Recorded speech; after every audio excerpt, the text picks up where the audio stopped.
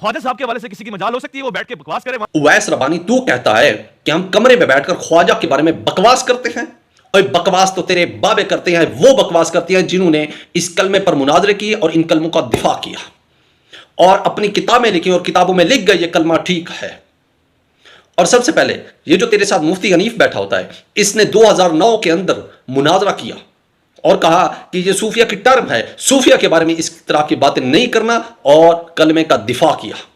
Number 2, इमाम अहमद रजा खान बरेलवी साहिब ने किताब लिखी और उसके अंदर सबा सनाबल की तारीफ की और कहा यह अल्लाह के रसूल सल्लल्लाहु अलैहि वसल्लम की बारगाह में मकबूल है, और उसके अंदर भी यही कलमा चिश्ती रसूलुल्लाह नऊज़ बिल्लाह निकल आया।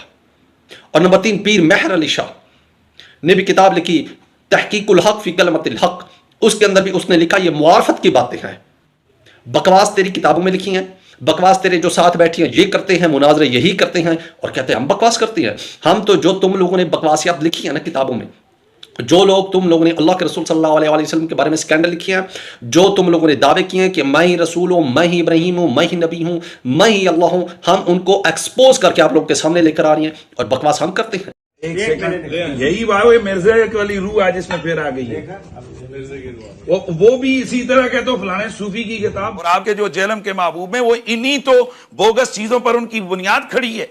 ये जिन किताबों का हवाला दे रहे हैं, पहली बात ये किताबें ही उन बुजुर्गों के साथ गलत मंसूब है और इस पर पिछले इतने अरसे से हम रो रहे हैं। और वो जो लोग बैठे हुए इन मौकिफात का फायदा उठाकर लोगों को गुमराह करते हैं, मेरा दिल करता है कि मैं उनके मुंह पे एक चपेट रख दूं। मेरा बहुत दिल करता है।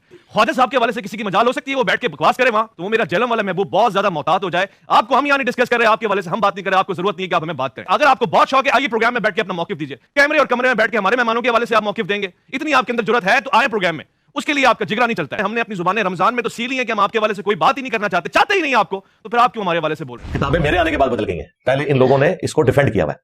वो 2009 के अंदर जो इसी मुफ्ती हनीफ कुरैशी ने एक मुनाजरा किया जिसकी बुनियाद के ऊपर इसने सारा ये फेम कमाया और शोहरत कमाई अपने फिरके के अंदर, अब तो खैर रिजेक्ट हो चुका है अपने फिरके में।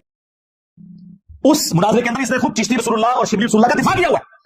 और मुफ्ती झूठ बोलता है कि बुजुर्गों की किताबें बदल गई। 2009 में तूने वीडियो में दिफा किया शतीआत के नाम के ऊपर।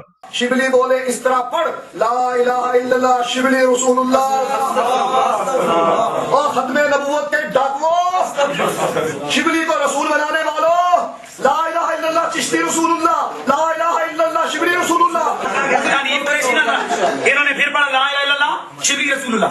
अब बात ये इन्होंने शिबली को क्या कौन है? काफिर है।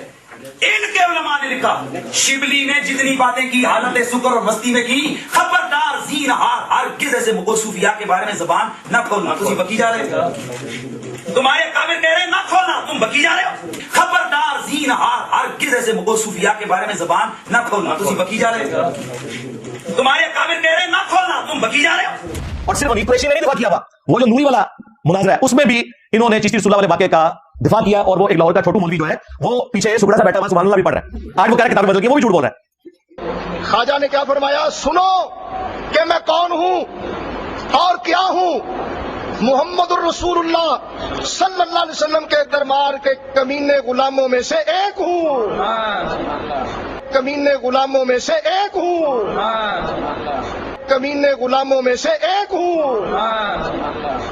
और इससे बड़ा छक्का इनके लिए यह है कि 1921 में आला हजरत अहमद बरेलवी की डेथ हुई है। उन्होंने फतावा रज़विया के अंदर सबा सनाबिल एक किताब की तारीफ की है और कहा कि रसूलुल्लाह की बारगाह में ये मकबूल है, उसमें भी चिश्ती रसूलुल्लाह लिखा है।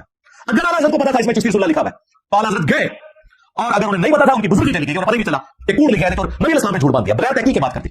आप फैसला करोगे आला हजरत को फारिग करना है या पुराने बुजुर्गों को फारिग करना है? ये झूठ बोल रहे हैं कि किताबें बदल गई हैं। 100 साल पहले तो किताब नहीं बदली थी। फिर 1937 में पीर मेहर अली शाह साहब की डेथ हुई है। उन्होंने अपनी किताब तहकीकुल हक फी कलमतिल हक के अंदर चिश्ती रसूलुल्लाह वाले वाकये को मार्फत की बात कह के कोट किया हुआ है। भाई पीर मेहर अली को तो नहीं पता था कि ये बदल गई किताब, वो तो डिफेंड करता रहा। तू आज मुफ्ती कह रहा है कि मेरा ताल्लुक पीर मेहर अली शाह साहब के साथ है, तो तेरा पीर मेहर अली शाह साहब तो इसको मार्फत की बात कह के गया। अब बता किताब बदली है कि नहीं? और अगर तू कह रहा है किताब बदल गई है, इसका मतलब है कि तूने माना ये कुफरियात है, तो बता फिर पीर मेहर अली शाह के ऊपर क्या फतवा है? बड़े बुजुर्गों में तो बाद में फतवा पहुंचेगा, पहले इनसे शुरू करो, अहमद बरेलवी से, पीर मेहर अली शाह साहब से। और थानवी रसूलुल्लाह पार्टी भी खुश ना हो। हाँ, तुम्हारे आलिमदाद रिसाले में जो थानवी रसूलुल्लाह निकला वो तो निकल ही निकला था, उसका मैंने पोस्टमार्टम किया।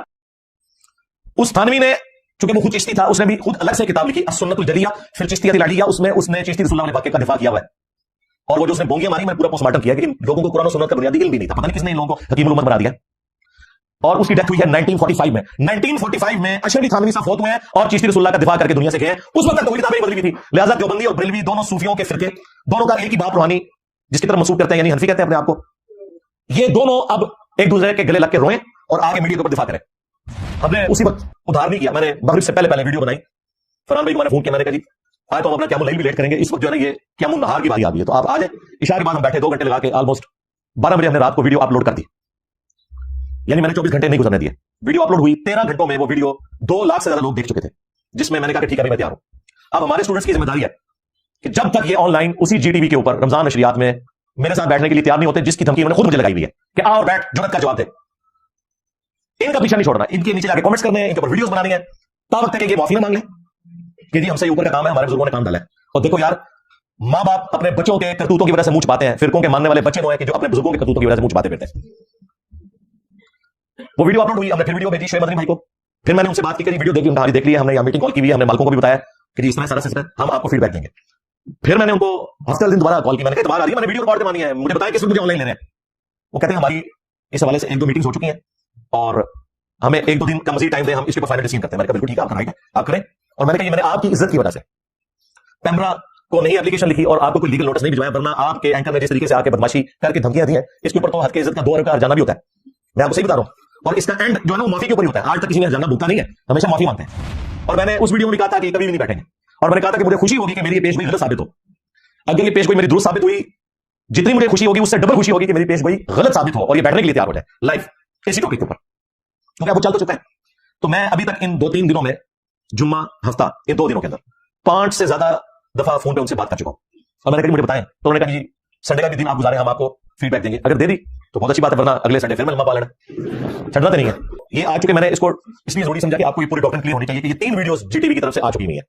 पहले वो इफ्तार के मौके पे जो लीक हुई कि मिर्जे की रूह आ गई है, फिर दूसरी वो चिश्ती रसूलुल्लाह वाले पे उनका वो जेल वाले आपके महबूब, उनकी वजह से सब कुछ हो रहा है, और तीसरा तो डायरेक्ट इसने आके धमकियां लगाई हैं कि जी मैं चपेड़े मारूं और ये करूं। मैंने तो उसके जवाब में कुछ भी नहीं किया, मुझे पता है कि इनके घर मैयत पड़ी हुई है, उनका नवाज बनता है, मैं तो यकीन करें इनकी चीजें एंजॉय करता हूं। आपने भी इफ्तार के वक्त में घर के बने हुए चिप्स रखने हैं, हाँ, और साथ आपने सादा पानी रख लेना है या कोई शरबत रख लेना है और इनकी चीखों को एंजॉय करना है।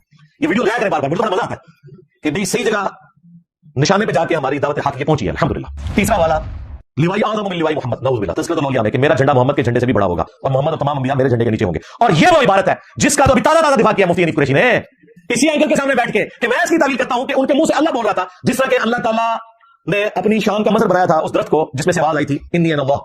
इसके अलावा और बहुत सारी जो है ना वो तावीलात हैं। मसलन ये जो मिर्जा साहब जो है ना अपनी उन्होंने वो बनाए हुए लोगों को कहते हैं कि मेरा झंडा लिवाई आज़म मिन लिवाई मोहम्मद, मेरा झंडा मोहम्मद सल्लल्लाहु अलैहि वसल्लम के झंडे से बड़ा है, ठीक है। अब असल में यहाँ ये बैक में नहीं जा रहे कि ये सूफिया एक टर्म के तहत ये लफ्ज बोल रहे हैं। टर्म क्या है? वहदतुल वजूद, ये खास कैफियत है, जज्ब की खास कैफियत है, ये कोई आम बात नहीं है।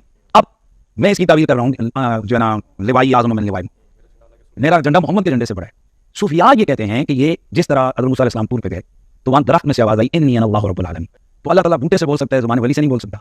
तो अब ये जुबान बायज़ीद की नहीं थी, जुबान उनकी एक नाम राई हो रहा है और वो कह रहे हैं मेरा झंडा मोहम्मद के झंडे से बड़ा है।